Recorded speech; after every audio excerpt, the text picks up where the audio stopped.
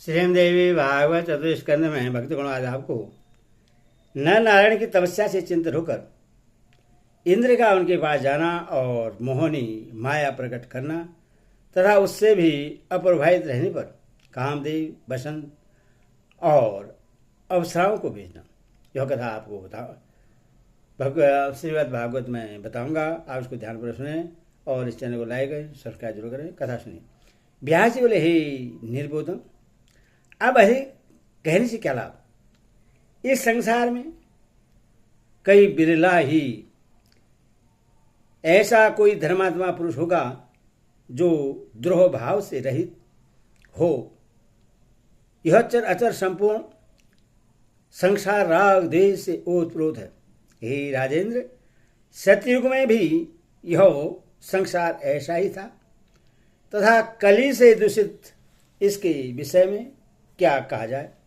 हे राजन, जब देवता भी सदा ईर्ष्या युक्त द्रोह से भरे हुए और छल परायण रहते हैं, तब मनुष्य तथा पशु पक्षियों की बात ही क्या है। यदि कोई मनुष्य द्रोह करने वाले के प्रति द्रोह भाव रखे तो यह समानता की बात है, किंतु द्रोह न करने वाले तथा शांत स्वभाव वाले के लिए प्रतिविधेय रहने को निजता कहा गया है। यदि कोई तपस्वी शांत होकर जब ध्यान में लीन हो जाता है तो इंद्र उसके जप में विघ्न डालने हेतु तत्पर हो जाता है। सज्जन पुरुषों के लिए हर समय सतयुग दिखाई पड़ता है और दुष्ट लोगों के लिए सर्वदा कलयुग ही रहता है। जिस युग में क्रिया तथा योग व्यवस्थित रहते हैं वे द्वापर तथा त्रेतारूप मध्य में युग मध्यम कोटि के लोगों के लिए कहे गए हैं। अथवा किसी समय भी कोई सत्य धर्मा हो सकता है अथवा सभी युगों में जो चाहे धर्मपरायण हो सकता है।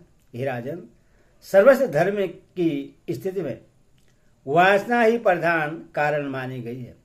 इसमें मलिनता आ जाने पर धर्म भी मलिन हो जाता है।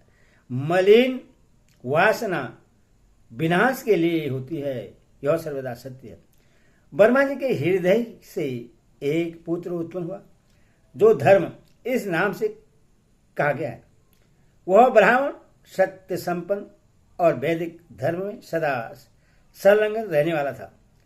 उस गृहस्थ धर्म महात्मा मुनि ने पाणी ग्रहण की विधि से दक्ष प्रजापति की 10 कन्याओं का सम्यक रूप से वर्णन किया।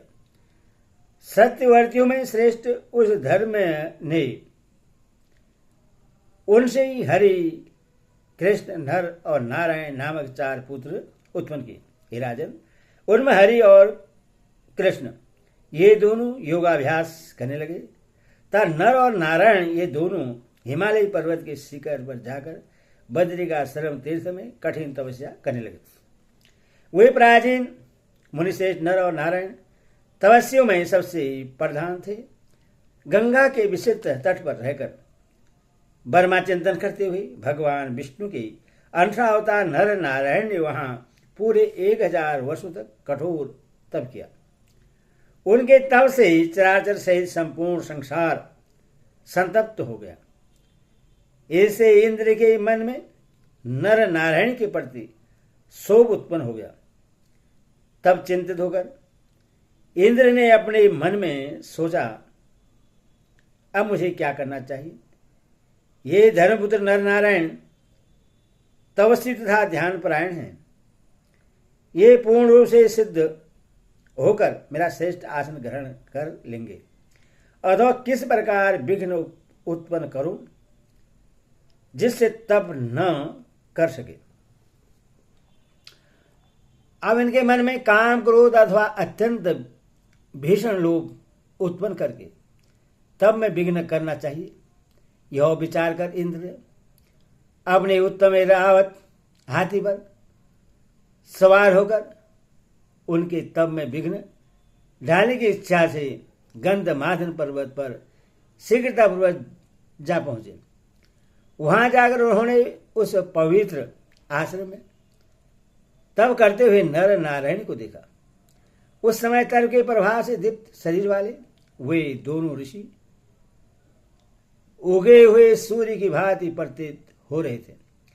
इंद्र ने सोचा, क्या ये ब्रह्मा और विष्णु प्रकट हुए हैं अथवा दो सूर्य उदित हो गए हैं।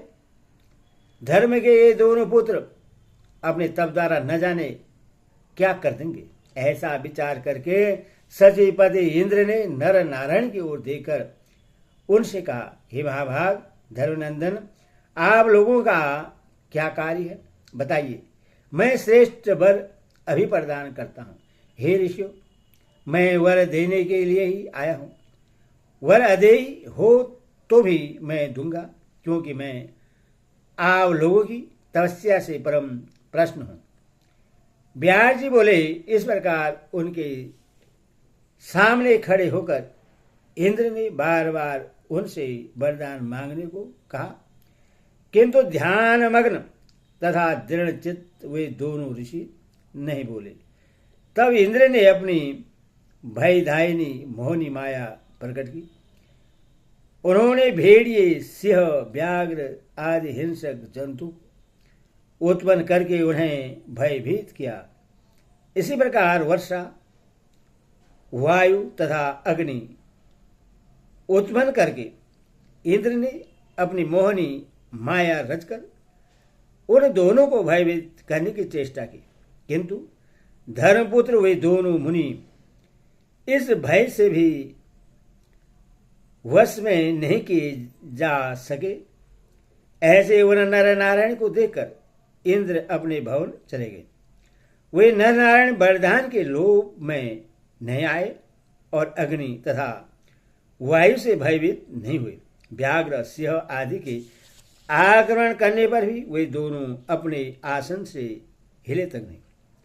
उन दोनों के ध्यान को भंग करने में उस समय कोई भी समर्थ नहीं हो सका।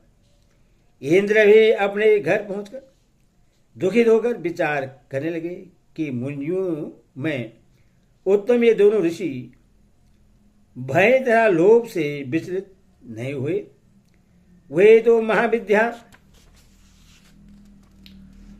आदि शक्ति सनातनी, सब लोगों की स्वामिनी और अद्भुत परा प्रकृति का ध्यान कर रहे हैं। देवताओं तथा असुरों के द्वारा रची गई सारी माया जिन भगवती से ही उत्पन्न होती है, उसका ध्यान करने वाले को विचलित करने में कौन समर्थ है, चाहे वह कितना ही बड़ा मायाविक क्यों न हो। जो लोग कलमश रहित होकर भगवती का ध्यान करते हैं, वे भला कैसे विचलित किए जा सकते हैं। देवी का वाग बीज, काम बीज और माया बीज, यह जिसके हृदय में विद्यमान है, उसे विचलित करने में कोई भी समर्थ नहीं है। अब माया से मोहित इंद्र ने पुनः उनका प्रतिकार करने हेतु कामदेव तथा बसंत को बुलाकर यह वचन कहा, हे कामदेव, तुम बसंत और रति को लेकर अनेक अवसराओं के साथ उस गंधमादन पर्वत पर अभी शीघ्रतापूर्वक जाओ। वहां नर नारायण नामक दो प्राचीन श्रेष्ठ ऋषि बद्रिकाश्रम के एकांत स्थान में स्थित होकर तपस्या कर रहे हैं। मनमत, उनके पास जाकर तुम अपने बाणों से उनके चित्त को कामासक्त कर दो। उनका मोहन तथा उच्चाटन करके तुम अपने बाणों से उन्हें शीघ्र आहत कर डालो। मेरा यह कार्य अभी सिद्ध करो। इस प्रकार ही महाभाग धर्म के पुत्र उन दोनों मुनियों को वशीभूत कर लो। इस संपूर्ण संसार में देवता, दैत्य या मनुष्य कौन ऐसा है जो तुम्हारे बाण से वशीभूत होकर अत्यंत कामासक्त न हो जाए।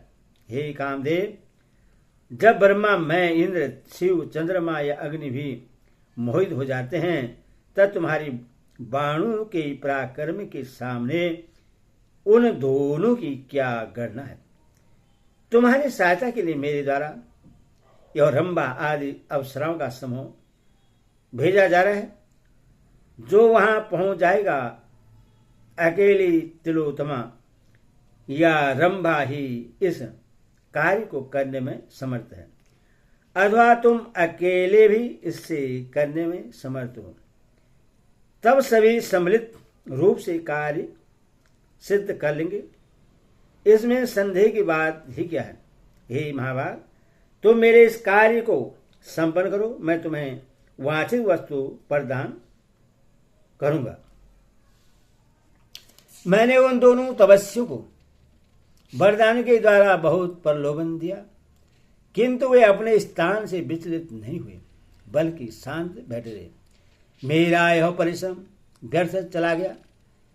मैंने माया रचकर उन तपस्वियों को बहुत डराया, फिर भी वे अपने आसन से नहीं उठे।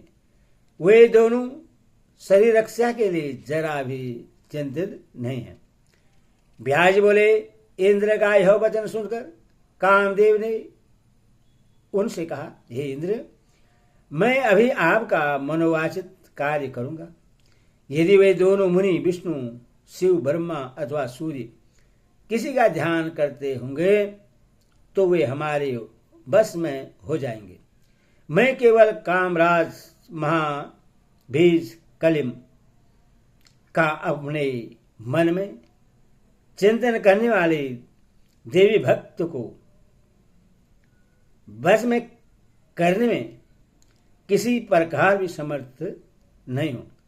यदि भक्त भाव से महाशक्ति स्वरूपा देवी की उपासना में लगे होंगे तो मेरे बाणों का प्रभाव उन तपस्वियों पर नहीं पड़ेगा। इंद्र बोले, हे महाभाग, जाने के लिए उधर इन सभी के साथ तुम वहां जाओ। यदि मेरा यह कार्य अत्यंत दुस्साध्य है, फिर भी तुम इस हितकर तथा उत्तम कार्य को पूर्ण कर ही लोगे। व्यास बोले, इस प्रकार इंद्र का आदेश पाकर वे लोग पूरी तैयारी के साथ उस स्थान पर गए जहां वे धर्मपुत्र नर नारायण कठोर तपस्या कर रहे हैं। देवी भागवत महापुराण दशम सहितानां चतुर्स्कंधे नर नारायण कथा वर्णन पंचम अध्याय। हरि ओम। माता की जय।